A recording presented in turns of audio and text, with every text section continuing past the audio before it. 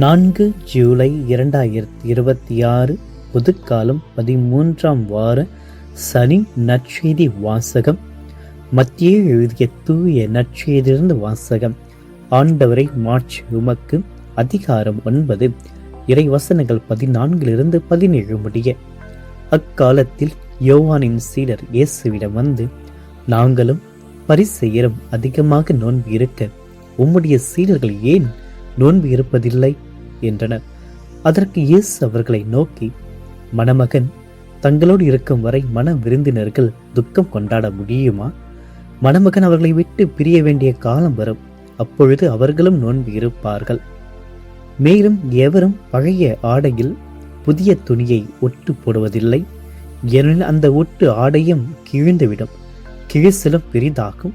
அதுபோல பழைய தோற்பைகளில் புதிய திராட்சை மதுவை ஊற்றி வைப்பதில்லை. ஊற்றி வைத்தால் தோற்பைகள் வெடிக்கும், மதுவும் சிந்தி போகும், தோற்பைகளும் பாழாகும். புதிய மதுவை புதிய தோற்பைகள்தான் ஊற்றி வைப்பர், அப்பொழுது இரண்டும் வீணாய் போகா என்றார். ஆண்டவரின் அருள்வாக்கு. கிறிஸ்துவே உமக்கு புகழ். இறையேசுவில் பிரியமான அன்பு சகோதர சகோதரிகளை, இன்றைய நாளில் இறைவன் ஒவ்வொருவரையும் நிறைவாக ஆசிர்வதிக்கும்படியாகும் உங்களை மன்றாட்டுகள் அனைத்தையும் என்னுடைய திருப்பலியிலும் நற்கனை ஆண்டவருக்கு முன்பாகும் வைத்து சுவைக்கின்றேன். பிரியமான இன்றைய நாளில் போர்ச்சுகல் நாட்டு தூய எலிசபெத்தினுடைய நினைவு நாளை நாம் கொண்டாடுகின்றோம்.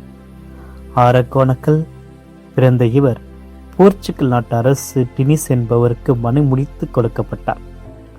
இறை வேண்டலுக்கும் தன்னலம் மறுத்து வாழ்வதற்கும் இவர் தன் கணவரின் இறப்புக்கு பின் பிரான்சிஸ்கன் சபையில் சேர்ந்து ஏழைகளுக்கும் நோயாளிகளுக்கும் உதவி செய்வதில் தன்னுடைய வாழ்க்கையை அவர் செலவழிக்கின்றார். இவருடைய பரிந்துரையோடு நாம் இன்றைய நாளில் இறைவனுக்கு நம்முடைய மன்றாட்டுக்களை சமர்ப்பிப்போம்.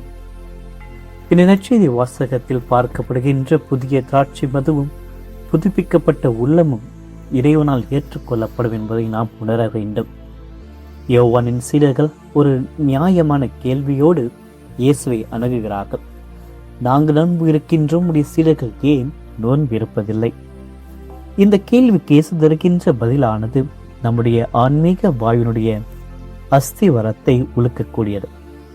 ஆன்மீகம் என்பது வெறும் சடங்கல்ல, அது ஒரு கொண்டாட்டம். பரிசேயர்களுக்கு நோன்பு என்பது பிறருக்கு காட்டுவதற்கான ஒரு வெளிவேட சடங்காக இருந்தது. ஆனால் இயேசு தன்னை ஒரு மணமகன் என்று அடையாளப்படுத்துகிறார். மணமகன் கூட இருக்கும் பொழுது திருமண வீடு கொண்டாட்டமாக இருக்குமே தவிர அங்கு யாரும் அழுது கொண்டு நோன்பிருக்க மாட்டார்கள். இயேசுவோடு வாழும் வாழ்வானது பயத்திலோ சடங்குகளிலோ அடக்கப்பட்டதல்ல. அது மகிழ்ச்சியிலும் அவரோடு இருக்கின்ற அன்புறவிலும் கொண்டாட்டத்திலும் நிலைத்து நிற்பதுதான். இயேசு இன்று 2 அன்றாட உதாரணங்களை கொடுக்கிறார். ஒரு பழைய ஆடையும் மற்றொன்று பழைய தோற்பையும்.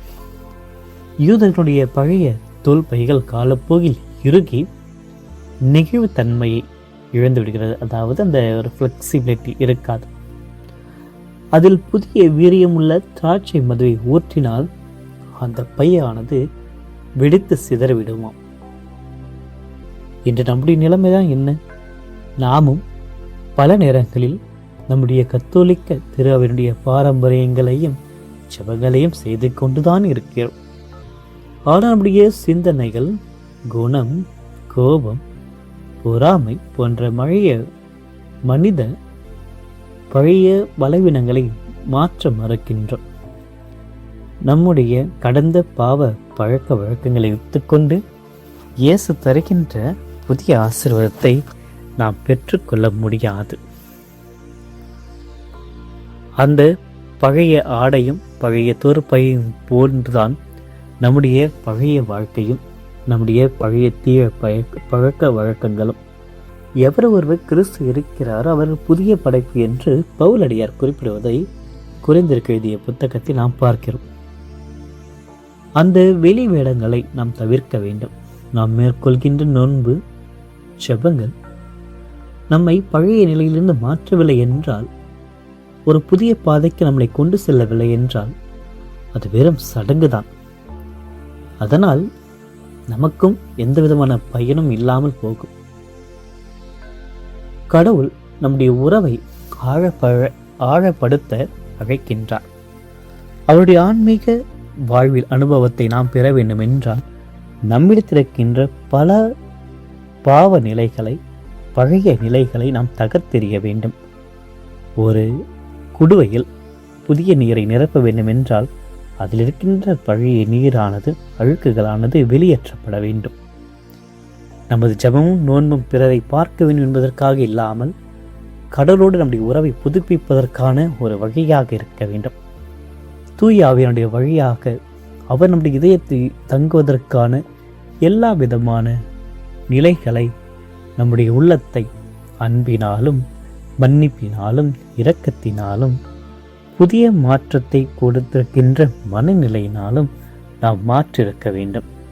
அவ்வாறு செயல்படுகின்ற பொழுதுதான் இயேசு தருகின்ற புதிய திராட்சை மதுவானது, புதிய ஆடையானது நம்முடைய வாழ்க்கையில் ஒரு வித்தியாசத்தை, மகிழ்ச்சியை, கொண்டாட்டத்தை அளிக்க முடியும். ஆக இன்று நம்முடைய பழைய வாழ்க்கையிலிருந்து விடுவிக்கப்பட்ட ஒரு சாட்சிய வாழ்வை, புதிய வாழ்வை, புதிய மனிதர்களாக நாம் உருவெடுக்க இறைவன் நம்மை அழைக்கின்றார்.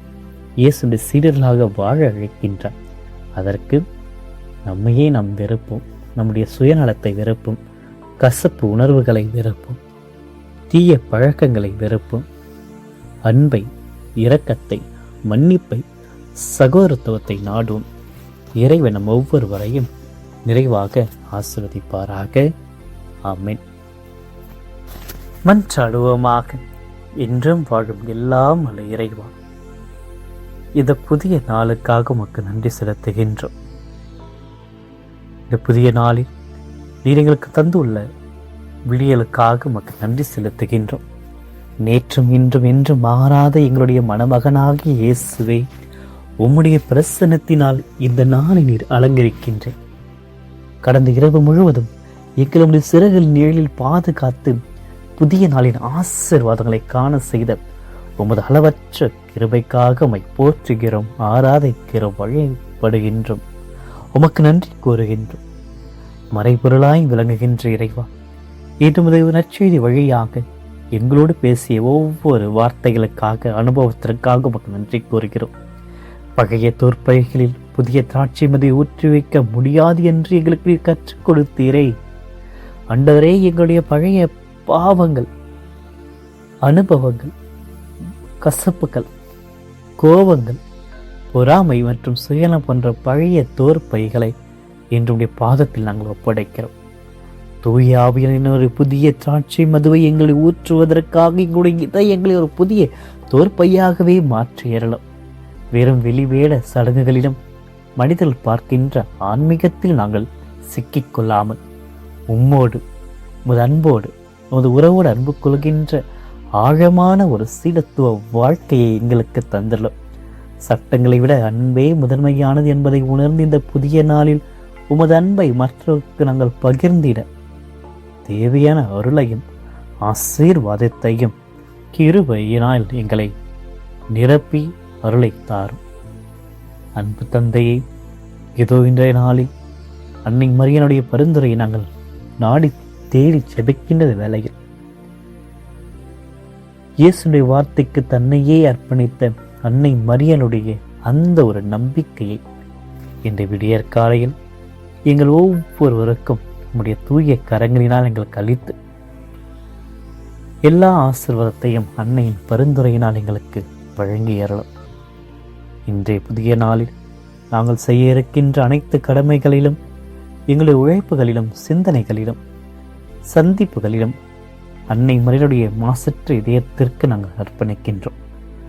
நாங்கள் காலில் வைத்திருக்கின்ற இடமெல்லாம் உடைய தெய்வீக பாதுகாப்பு, பிரசனம், வல்லமை எங்களோடு இருப்பதாக. தீய சக்திகளுடைய சோதனைகளிலிருந்தும், ஆபத்துகளிலிருந்தும், தீராத நோய்களிலிருந்தும், பிடிகளிலிருந்தும் எங்களை விடுவித்து காத்தருடும். பகைய பாவ வழிகளுக்கு நாங்கள் மீண்டும் விழுந்து விடாதபடி உமது தாய்மையுள்ள பரிந்துரையினால், மரியனுடைய பரிந்துரையினால் எங்களை தாங்கி நடத்தியறோம். ஆண்டவரே, உம்மை நோக்கி நாங்கள் எங்களுடைய வாழ்க்கையை அன்னை மரியாதை போன்று உம்மை நோக்கி செலுத்துகின்ற ஒரு வழிகளை எங்களுக்கு காண்பித்தரலும். இன்றைய நாளை ஒவ்வொரு மணித்துறையிலும் நாங்கள் இயேசுனுடைய விருப்பத்திற்கு வாழ எங்களுக்கு துணையாக வரும். எங்கள் குடும்பம், பிள்ளைகள், முதியவர்கள், நோயாளிகள் மற்றும் இந்த நாளில் எங்களுடைய ஜெப உதவியை கேட்டுள்ள ஒவ்வொருவரையும் உமது ஆசீர்வதிக்கப்பட்ட கரங்களில் நிறைவாக ஒப்படைக்கின்றோம்.